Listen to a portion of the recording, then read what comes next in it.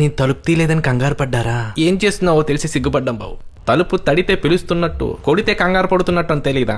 రేపటి ట్రిప్కి తయారవుతున్నాను నాన్న. ట్రిప్ కా? మీరు కూడా వెళ్ళొచ్చు కదే. వాడి తుప్పల్లో ట్రిప్ నీకు తెలియదులే. మీ తాత రాసిన ఓ ప్రేమ లేక దొరికిందిరా, మీ నాన్న చదువుతున్నాడు ఇప్పుడే. తాత ఇచ్చిన ఆస్తన్న రాసిన కవితన్న ఇష్టం నాన్న. చెప్పు నాన్న. Venky, you are pushing me very hard యార్. పంకజం, నా ఇంటి ముందు ముగ్గేశావు, నీ ముగ్గులో నన్ను దించేశావు. నేను తోటకెళ్ళినప్పుడల్లా తోడొచ్చావు, అడిగినప్పుడల్లా ముద్దిచ్చావు, అడగకుండానే అప్పిచ్చావు, చెప్పకుండానే చక్రవడ్డీ వేసావు, నా ప్రమేయం లేకుండానే పొలం రాపించుకున్నావు. పంకజం,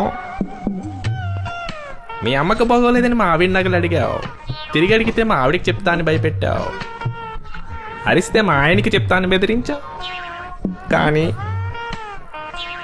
ఊరికినే తోస్తే ఊరవతలు బావలు ఎందుకు చచ్చా?